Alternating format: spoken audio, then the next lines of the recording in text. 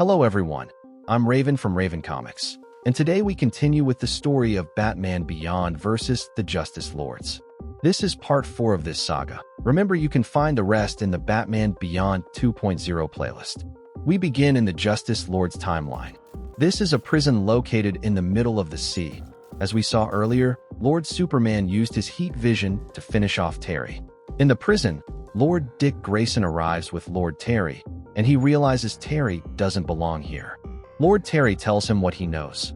He came from a different timeline, one where he is Batman. Lord Dick wants him to elaborate. Lord Terry says that Wonder Woman returned to her world. They weren't sure if it was really her. They didn't know what had happened in this place. They thought Lord Batman was still alive.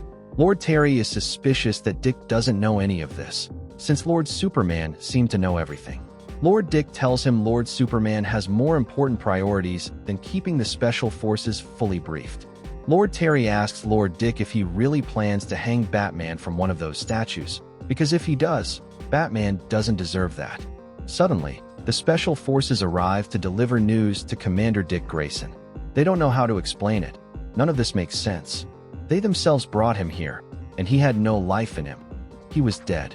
Lord Dick Grayson doesn't understand what they're talking about, but when he goes down and sees it with his own eyes, he can't believe it either. Batman has vanished from this place.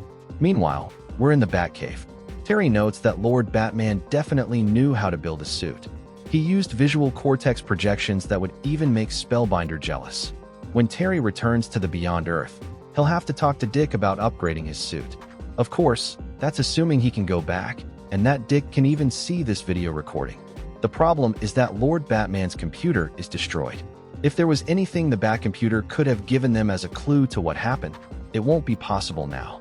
Suddenly, Batman stops. He has an idea. In the water, Batman spots the Batplane. Once he hauls it out, Terry gets in and powers it up without a problem. The Batplane still has energy. In the Beyond timeline, the Batmobile is connected to the central computer. All databases are accessible. They'll have to see if this Batplane works the same way. Once Terry boots it, Lord Batman appears on screen. He states that if someone is watching this recording, it's because Lord Batman failed in his fight against Lord Superman, which means the world has only one hope left. This isn't over.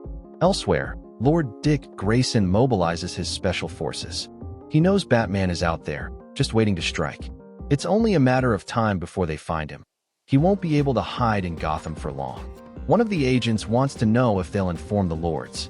Dick tells him no, the Lords are off-planet. Dick asks what the protocol will be for Lord Terry. Everything indicates he was helping that terrorist Batman. For Lord Superman, that qualifies for reconditioning. Back at the prison, the guards tell Terry he chose to back the worst scum of all. They assume he'll think better of it next time. By the time Lord Superman is done with Lord Terry, he won't be able to think at all. It's like the saying goes, he eats crime, and Lord Superman gives him a lobotomy with his heat vision. They heard Lord Superman lobotomize that fake Batman. The commander almost puked when it happened. They figure he prefers his bats roasted. Everything seems like fun and games to the guards, when suddenly, Lord Terry spots Batman through the window. Terry has arrived and easily smashes the window, then takes down the guards. Batman kicks them hard to drop them, and then knocks them out with a heavy blow. Lord Terry doesn't understand any of this. How did Terry manage to survive that heat vision blast to the head? Batman says there's no time to explain, they'll talk later. Alarms start blaring in the prison. Batman and Lord Terry have broken out and are escaping. Lord Dick Grayson moves in, reaching Lord Terry's cell with his men. The problem for Batman is that he came here without a plan, and it seems they've been cornered. Batman tells Lord Terry not to worry. He uses his suit's abilities and drops 2 guards with no trouble.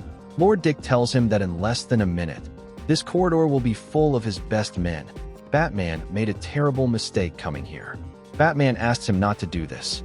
The Dick Grayson he knows would do the right thing. He's already seen what Lord Superman did earlier. He's sure Dick has seen him do worse.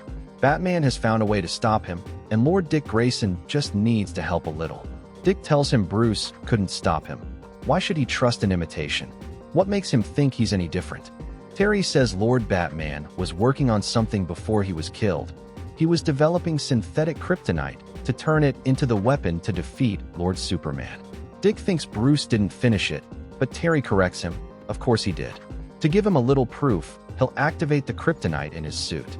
This is all they need to take down Lord Superman. Meanwhile, we jump to the Beyond Earth.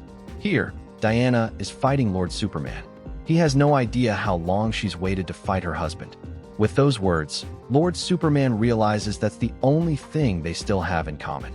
Superman tells Diana not to let her guard down. They're at a disadvantage against the Justice Lords, who outnumber them. They have to fight smart.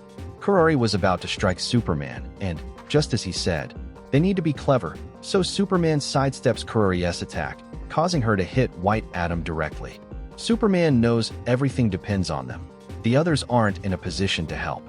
We move to the Watchtower. This is the detention block. Adam tries to escape, but realizes there's no way. The energy barrier exists even at the microscopic level. They themselves designed it to be escape-proof. Looks like they did a good job after all. Danica tells them not to worry. After all, they have the greatest escape artist in the universe on their side. Scott Free built these cells. They're proof against everything. Force, magic, all forms of teleportation and energy. He even anticipated the possibility that a Justice League member might be locked up here. They're not supposed to seal when a Justice League member is incarcerated. Unfortunately, the Justice Lords are them, down to the genetic level. They were recognized as authorized users. The system is functioning correctly. He fears they have no way out of this place. Big Barda can't believe it. This is what he does, get out of impossible traps. And now, when everyone needs him, he has no exit. Scott is sorry. He knows she's disappointed. He's disappointed her in many ways lately, the worst being that she's been exiled again. All he's brought her is pain. Big Barda would have been better off dying in battle against Cobra. Scott now talks about Lady Big Barda. She's from a universe where he died. She's a strong, confident queen, married to a man worthy of her. The list of things Scott can't escape keeps growing. Lady Big Barda goes to Scott and tells him to stop listening to that nonsense. She didn't want to marry Orion. She did it to unite their worlds. He only loves to fight. His heart is as cold and cracked as his true face. Lady Big Barda died inside when her Scott died. He brought her light and laughter. Now she asks Scott to come with her to her world. If Orion gets in the way, she'll kill him herself. Sounds good. He's starting to think maybe there are no divorce lawyers in her world. Lady Big Barda smiles. He always makes her laugh, so easily she'd forgotten what that felt like. Lady Big Barda asks Scott if he'll go with her then. He tells her yes, he will. Scott has been released from his cell. He's made the right decision. In the Justice Lord's world, he'll be everything he couldn't be here. A beloved husband, king of New Genesis. Scott reminds her he's also the greatest escape artist in the universe. He's sorry for her, but this was nothing more than a setup to get out of here. Scott takes advantage of being freed and lands a heavy blow on Big Barda. Lady Flash can't believe what she's seeing. Scott is freeing all the prisoners. Before Lady Flash can act, Danica sprints in to stop her. Lord Warhawk knows they're the ones being outnumbered now. Lady Aquagirl understands they can't stay here. They must regroup with Lord Superman and the rest of their team. Lord Warhawk swoops in to rescue Lady Flash. They have to escape. Adam tells Scott that was incredible. The way he and Big Barda set all this up without even needing to talk. Scott says this was never a solo performance. Meanwhile, in the Batcave, Lord Superman tells Diana he always knew they'd try this. She and her friends always wanted to conquer the Justice Lord's Earth. Diana hits him and says no. He's the one who conquered it, and the Justice League freed them. Lord Superman gets angry and rams Diana with a Batmobile. He's had enough. He doesn't have to listen to her poison any longer. She took his friends from him. He won't let her take his world. When Lord Superman is done with her, he'll save this Earth just like he did his own. But first, he'll finish what he started decades ago. Diana tells him he'll have to do it over her dead body. If that's the case, then Lord Superman will oblige. Suddenly, someone new arrives and attacks Lord Superman from behind. Lord Superman fires his heat vision and tries to fend off the kid. He wonders if he's supposed to be some kind of Superboy or something. The boy counters easily and strikes back. If he doesn't know his name, he'll tell him. His name is Zod. Diana can't believe it. The boy just said his name is Zod, which means he's Wonder Woman's and Lord Superman's son. Elsewhere, the Justice Lords are battling Superman. They have to bring him down before his allies arrive. Orion can't believe they haven't done their job. Their only task was to keep the Justice League confined. In the Batcave, Kurori stands before Bruce Wayne. She knows there's no time for infighting. They have to thin their enemies' numbers while they can. Kurori asks Bruce if he has any last words. Of course Bruce does, and his response surprises Kurori, because Adam has arrived.